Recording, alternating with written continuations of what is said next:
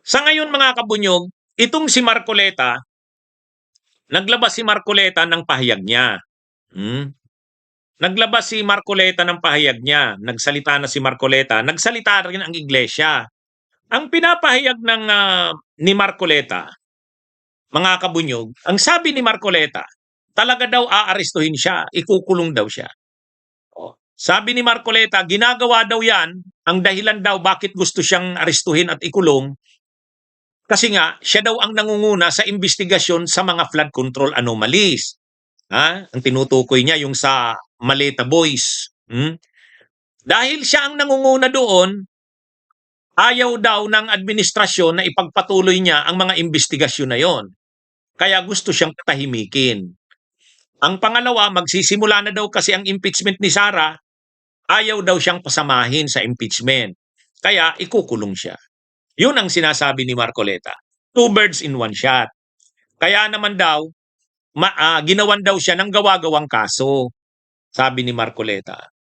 Kaya ano daw ito, ang ginagawa daw ng administrasyon, binabaluktot ang batas. Binibend ang law. Binira ni Marcoleta, si Ombudsman Buying. Sabi ni Marcoleta, ang promotor ng lahat ng ito ay si Ombudsman Rimulya. Ang sabi ni Marcoleta, kasi nung nagkaharap kami niyan, sinabi mismo ni Ombudsman Buying daw na ibibend niya ang law. Talaga daw naman sinabi ni Buying Rimulya na nung tinanong niya, gagawin mo ba na ibibend ang law? Ang sabi daw ni Ombudsman Buying, oo, kung kinakailangan. Kaya ito daw na ginagawa na ito ni Ombudsman Buying ay pag-bend the law. Dati naman daw na itong sinabi ni Buying Rimulya. Pangalawa pa na tinuro niya na involved dito sa nangyayari sa kanya, sabi ni Marcoleta, si Senador Ping Lacson. Kasi sabi niya, si Ping Lacson mismo ay nagsabi na siyam na senador ang ipapakulong. Kaya kung nangyayari na daw ito, bahagi na ito nung sinasabi ni Senador Ping Lacson. Kaya sila Ping Lacson ay involved daw dito sa nangyayari sa kanya. Yan yung mga sinasabi, mga kabunyog ni Marcoleta. Mga minamahal kong mga kababayan, nakikita po ninyo yung pattern sa mga nagdaang araw. Mas uunahin po nila yung tao na nagmamalasakit sa inyo para palitawin natin ang katotohanan. Ngunit yung taong nasa likod ng lahat ng kasalanan ito ng pagnanakaw, hanggang ngayon ay wala pa po silang ginagawang pag-uusig. Meron na pong isang demanda kay Martin Romualdez na nakabinbin pa April 2026. Yung isa na inakusahan na dating kalihim ng DPWH ay kanilang kinasangkapan upang siya din ay maging state witness. At siya yata ang gumawa ng paraan para ma-discharge siya sa kanyang naunang asunto. So makikita po ninyo, wala na po tayong kakampi. Ang kasalanan ko lamang po yung paglingkuran kayo kung kasalanan pong matatawag yan.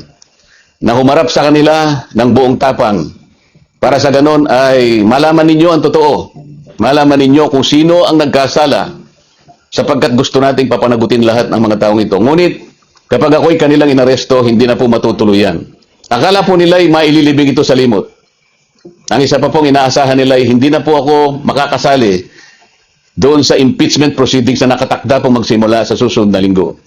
Sa mga tweet, 2 ibon sa isang putok, mga kababayan. So talagang maliwanag na planado po ito, mga kababayan, kasi 2 linggo bago nagpahayag ang ating ombudsman, sinabi na rin ni Ping Lacson na tila siyam pa na senador ang makukulong. Parang alam na niya ang mangyayari. Gaya po ng nauna ko nang ipinahayag sa inyo. Alam kong gagawin nila ito. Alam kong aarestuhin nila ako. Alam kong ikukulong nila ako. Ngunit hindi po dahilan yan para tumigil ako sa paglilingkod sa inyo. Ang sabi naman ng Iglesia ni Cristo, yung kanilang official spokesperson, si Edwil Zabala, naglabas ng pahayag, official statement. Ang sinasabi naman ni Zabala, kinikilala naman daw nila ang batas. Yun, sabi ni Zabala, kami naman sa iglesia, kinikilala naman namin ang batas. Pero hindi kami papayag na baluktutin ang batas. Yun ang sinasabi ni Zabala. Ito mga kabunyog. Ayan. Sabi ni Zabala, Hindi tutol ang Iglesia ni Cristo sa pagpapatupad ng batas, pero tutol kami sa pagbabaluktot sa batas, lalo na kung ang layunin ay para pagtakpan ang katiwalian. So para sa Iglesia ni Cristo, sa pahayag na inilabas nila, binasa nitong tagapagsalita nila na si Edwil Sabala, ang tingin nila, yung sinabi ni Marcoleta, naniniwala sila doon na pinapatahimik si Marcoleta kasi ito yung nangunguna sa investigasyon sa mga anomalya. At dahil may mga nasa administrasyon daw natatamaan ng mga investigasyon, pinapatahimik ito. Kaya sabi ng Iglesia ni Cristo, suportado nila si Senador Rodante Marcoleta. Kaya itong nangyaring rally ngayon, kanila yan na pagpapakita ng suporta kay Marcoleta.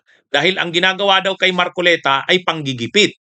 Nalulungkot daw sila, sabi ni Marcoleta at sa kanang iglesia, bakit yung lumalaban sa katiwalian ay siya pang kinakasuhan?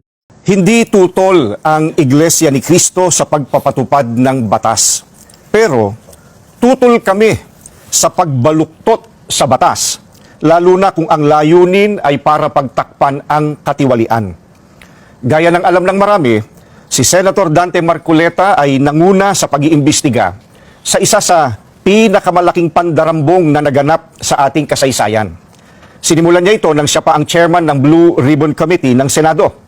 Subalit, pinalitan ng liderato ng komiting ito. Gayunpaman, itinuloy niya ang paghahanap ng hustisya para sa atin na mga mamamayan. Yan mga kabunyog, mga kababayan. Ay, ang problema dito, no man is above the law, kahit senador ka pa. Dapat irespeto ang batas, kahit miyembro ka pa ng maimpluwensyang sekta ng relihiyon. Huwag nilang gamitin yung impluwensya nila na iglesia yan, si Marcoleta. Huwag gamitin yung pagiging senador ni Marcoleta. Kasi no man is above the law. Hindi naman dito kalaban ang iglesia ni Cristo. Hindi naman sinusupil ang kanilang karapatan sa pamamahayag, kalayaan sa Hindi naman sinusupil ang kanilang karapatan sa pananampalataya. Malaya sila sa kanilang pananampalataya. Hindi naman ito hindi naman ito panunupil sa freedom of religion. Walang issue ng religion dito eh. Walang issue ng religion. Pero hindi naman tama na dahil lang pala miyembro nila yan, maimpluwensya nilang miyembro yan, hindi na pala yan pwedeng kasuhan, hindi na pala yan pwedeng arestuhin, hindi na pala yan pwedeng ikulong, na kung aarestuhin yan at ikukulong ay magrarally ang kanilang mga miyembro. Hindi naman tama yun. Hindi naman tama yun. Dapat tayo, ang nag-govern sa atin, rule of law. Rule of law. Kaya, hindi natin alam kung hanggang saan ang plano nitong Iglesia ni Cristo. Basta't sinabi nila, suportado nila si Marcoleta. At kinukundina nila yung kinukundina daw nila yung ginagawa kay Marcoleta na binabaluktot daw ang batas. Binabaluktot daw ang batas. At hindi daw nila mapapayagan ang ginagawang ito kay Marcoleta. Pero okay, hindi nila mapapayagan ang ginagawa kay Marcoleta. O hanggang saan? Anong gagawin nila? Hanggang anong gagawin nila? Hindi naman malinaw eh. Ang sabi ni Sabala, hindi naman daw tutol ang Iglesia ni Cristo sa pagpapatupad ng batas. O ito na nga, pinapatupad na yung batas. Kinakasuhan si Marcoleta kasi may nalabag siya sa batas. Dumaan naman yan sa proseso, due process. Yun ang batas. Dapat irespeto nila yan. Dapat irespeto nila yan. Hindi naman pwedeng sila ang maging batas. Hindi pwede yun. Hindi naman pwedeng dahil ma-impluwensya sila, ma-impluwensya ang sekta ng relihiyon nila, ay hindi na pwedeng kasuhan ang kasamahan nila. Hindi naman pwede yun. Kaya ipapatupad ng gobyerno kung ano ang tama at kung ano ang batas. Sa parte ng gobyerno, hindi naman ito magpapapressure dyan sa mga rally-rally na yan ng iglesia. Kasi kapag nagpa-pressure ang gobyerno sa ginagawa na yan ng iglesia, wala na, mapapahiya na ang gobyerno. Talo na pala ang gobyerno. ng isang sekta ng relihiyon. Hindi maganda yon. Hindi maganda ang magiging impresyon sa gobyerno niya. Kaya tama lang na ang gobyerno, gawin ito ang tama. At ang batas dapat i-apply sa lahat, pantay-pantay. The law applies to all or none at all. Kanino nga bang sinabi yan? Kay dating Manila Mayor Alfredo Lim. The law applies to all. The law should apply to all. Or none at all. Di ba? Ang linaw nun eh. Ang linaw nun. Ang batas ay dapat umapply sa lahat ng pantay-pantay. Walang pagtatangi, walang pinipili. Or wag na lang ipatupad ang batas. Kung ganun din lang. Di ba? Ang problema rin kasi dito sa kay Marcoleta, dapat sisihin ng iglesia si Marcoleta mismo. Sisihin ng iglesia si Marcoleta mismo eh. Bakit dapat sisihin ng iglesia si Marcoleta mismo? Mali si Marcoleta eh, mali ang iglesia eh. Bakit dapat sisihin mismo si Marcoleta? Unang-una, ano ba ang kaso ni Marcoleta? Plunder. Yun nga pala. Sabi ng Iglesia ni Cristo, mabigat kasi ang ikinaso sa kanya, plunder. Makukulong siya ng walang piyansa.